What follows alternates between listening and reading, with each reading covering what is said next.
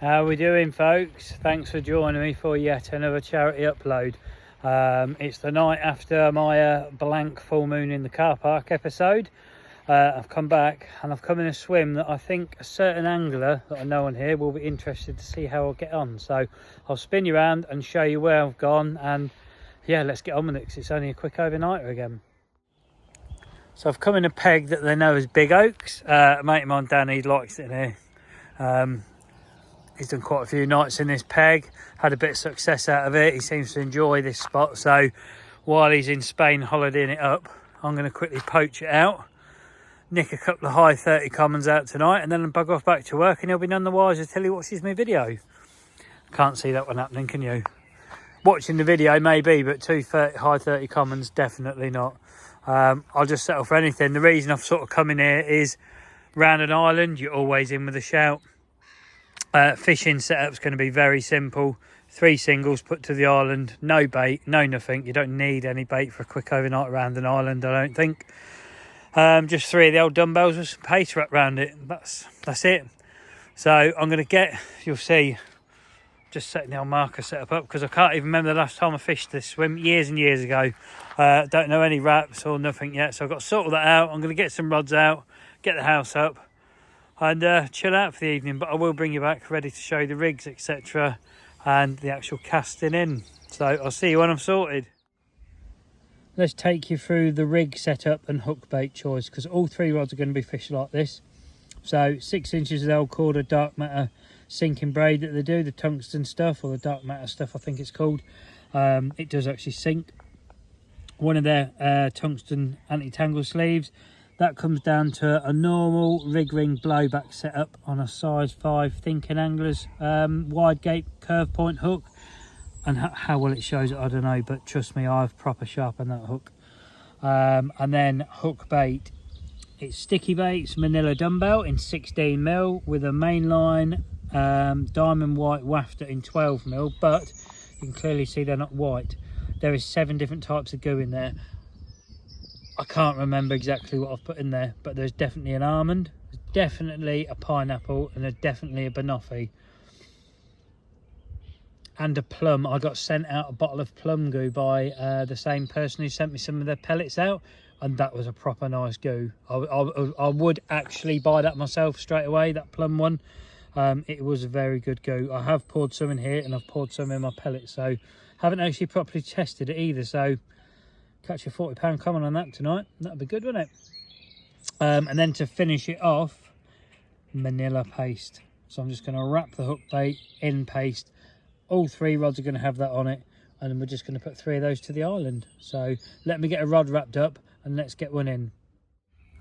Well, just before I cast in, that's what's going out. It looks quite awful, if I'm honest, but it smells absolutely amazing. Let's hope the carp thinks so. Right, let me get a rod wrapped up and we'll get one out. You'll see I've set absolutely nothing up, only the bare essentials to get a rod in.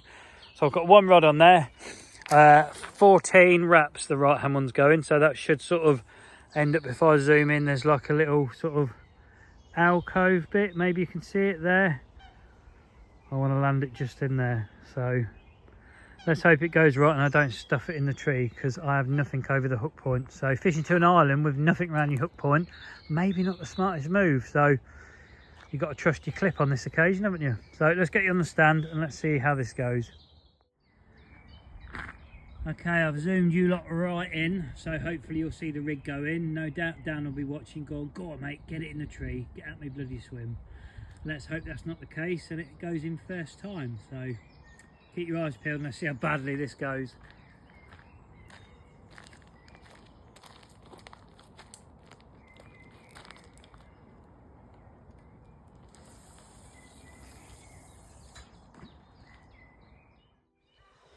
Well, that went quite smoothly. What I'm actually doing on this occasion, because I'm fishing to the island and I want some kind of slackness or some kind of line pinned down the end, I've just literally put the rod on the rest. I've played a little bit of slack line off, and I only mean a little bit, because between me and the island I know there's a deep gully.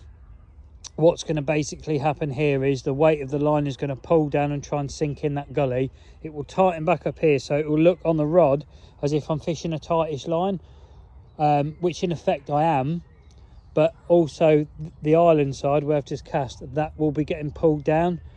If you imagine the weight of the line in the middle trying to sink, that will pin this end down and that end down. So with this tip being up, this is where it now works in my favour, because I know a lot of you don't understand why I have my tips up half the time. With that being up now, I'm making an even heavier anchor point to pin that down at that end, and I will know a hell of a lot quicker if I get a bite, because it will just pick up pretty much on a tight line. If you had a straight rod going to it now, your bobbin might pull forward and it would stop, or the bobbin wouldn't move at all if it swam towards you, because there is no give. So with this way, you are creating like a weight this end. So that's just my theory on it. I'm sure there will be people that disagree, and I have no issues with your own opinions as well. I'm sure you don't agree on a lot of my opinions, but it is just an opinion. It's my theory on what I think is happening. But what is happening now is 2 more rods are going out. So let me get them rigged up and see if we can get 2 more out there without hitting the island. Okay, you'll see the rig swinging around, ready to go. We're going to go out near that yellow tree if we can, or somewhere close to it. Let's see how this one goes.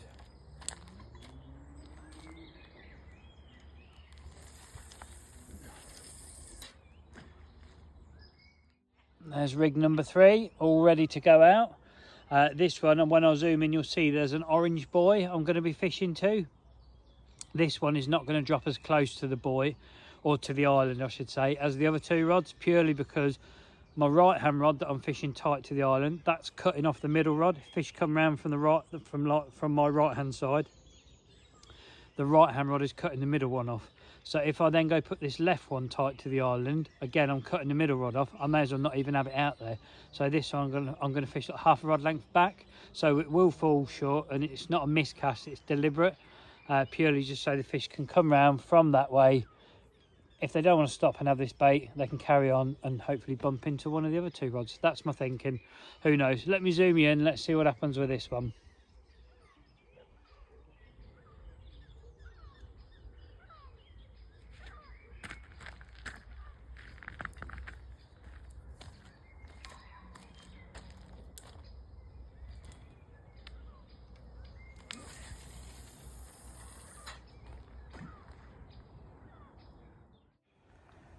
That's it, we're fishing.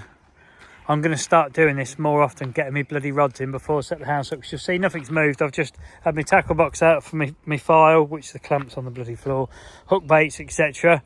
That's it. Nothing's done other than 3 rods have gone out there. I have actually had a couple of people ask, do I ever use a pod or buzzer bar set up on that? The answer is no on that one. Purely for, this is a prime example, that's why I brought it up. If I had 3 rods here now on a pod, I've now got one going to the corner of that island. So I'm cutting a line straight across the middle of where I might play a fish if I manage to hook one. Because I've got my single bank stick, that's over here now, pointing straight at where I'm fishing, which you should be. If you're snag fishing or fishing tightish to island, you really want as straight a line to your rig as possible, purely for bite indication more than anything. But it also is giving me like an area in here now. If I get a fish on the middle rod, I've got loads of room. If I get a fish on the right hand rod, I can play it that side. And if I get a fish on that one, I've got all that room, you know what I mean? I'm trying to set myself out in advance. That's what I try and do. I try and think of a scenario before it's happened. Instead of getting, you hear a lot of people say, oh, it's white, both the other rods out, and that is purely because you're not giving yourself enough room to play the fish. That's all it is. It's that's why I'd never use pods. A lot of people do, I know a lot of people who use pods, they love it, or 3 buzzer bars, etc. It's just, no, it's not for me. So the answer to your question, people, is no, I don't ever use them. Christ, I made a meal out of that, didn't I? But it is an overnight, it's going to be a short vlog, so I've got to hang it out somehow, haven't I? So right, let's get some stuff sorted out, set up, and then we better start burning something. But that sun, look at that. I don't know if it will show it, but that is absolutely glinting off the lake. Lovely. Okay, on with the house setting up and burnings. Do you know what, before we burn anything and set a house up for the night, I will just do my usual thank you very much for supporting my channel little clip that I put in each video. It is genuinely meant. and I just want to make sure I don't ever miss doing one in a video, because I think it's important, because it is down to you lot that my channel's getting bigger and bigger. You lot keep watching, you're commenting, you're liking the videos. A lot of you subscribe now, which is massively thankful for me. Some of you just watch it and don't thumbs up, don't comment, don't share, you just watch it. That is equally as important to the growth of the channel. So whatever interaction you have, thank you very much. And if you are new and you want to consider being a subscriber, just click the button. It is free, you're not tied to nothing. It doesn't, like say, it doesn't cost you nothing. It never will do. It just helps push my channel further afield so more people can see what kind of a mess I'm getting myself in on the banks at times. So yeah, but from me, thanks very much for the continued support, everyone. Now we're going to get a house up and get some burning on.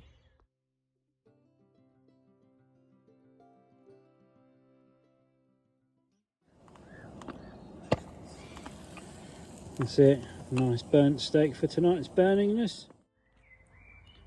That's it then. Sun has pretty much gone. Going into the night.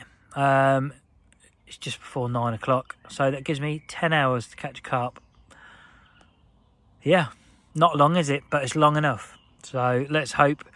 I think the tactic I've gone in with is quite a good tactic, especially for an overnight session on this particular venue. Other venues you can get away putting bait in. On here I don't think it does you any favours, if I'm honest. If you're going to be sat in a spot for 2-3 nights, then yeah, a couple of kilo bait's a good thing. But if you're just here like I am, just flicking some rods out just before dark and then winding in just before like 7-8 in the morning, yeah, singles, bags, stringers, minimal bait, like 10 baits around your rig, something like that, I think is the way forward. So that's going to be my future approach, I think. Even after spawning, I'm not going to be putting lots in. And we'll just see how that goes. If I feel after a few sessions that no, it's not working, I need to put some more bait in, then I will do. But up to now, all my fish on any of these vlogs have come from pretty much next to no bait, haven't they? So we'll see how it goes. But anyway, I'm going to settle in for the night. If anything happens, obviously you'll know about it. And if it doesn't, you'll know about it because you'll hear me say, yeah, good morning, nothing's happened. Which you've had quite a lot of that already. So let's hope tonight we're going to get a fish. Guess what? Yep, it's a tench. Bugger.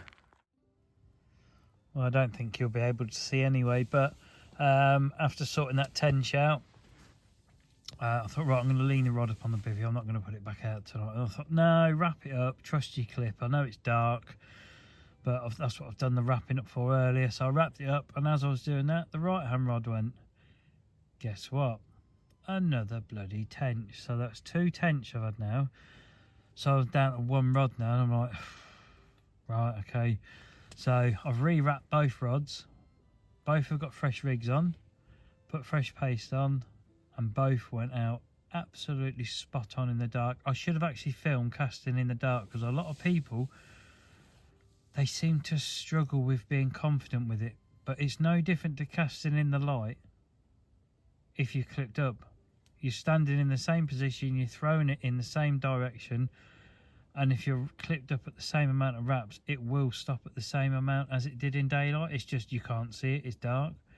And that's what I mean by you have to trust your clip, that 1, you've got your wraps right, and 2, you hold the rod in the same position you did last time when it hits the clip, and it will land pretty much on the same spot. So day or night, if you get anything from this, if you're happy where your clip was in the day, it's no different at night. But speaking of night, that is time for sleep now, because it's now 10 past midnight. I've had no sleep yet, and I'm going to be up at 5, so no more tinkers please. Carp only from now on. Good morning.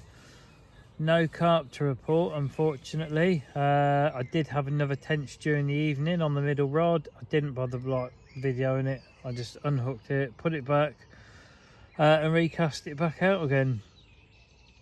Haven't seen anything as of yet show itself this morning across the lake anywhere. But it is just gone 5:15, so about an hour and a half, hour and 45 minutes. Prime bite time now. let's hope that we can just nick one off the island before I head off to work. That'll be cool. I'm just going to sit here, watch the water, get the kettle on, and enjoy the sunrise. Guess who's back? Only one baby with her though. Hopefully the other two are somewhere. I know where that's bloody heading. There they are. Look, straight in your shelter. Straight in the bucket. I can see you. I don't know why they do that. That puzzles me, why they drink out of my bucket when it's lake water. Don't know. Right, I'm going to lay here, watch them, watch the rods, and yeah.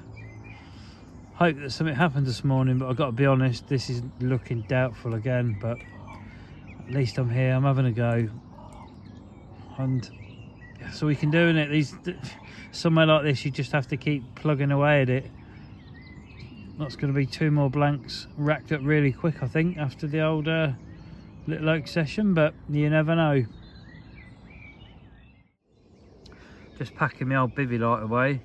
Anyone know what this is? I've seen these for years. They've got a really flat back, really hard shell.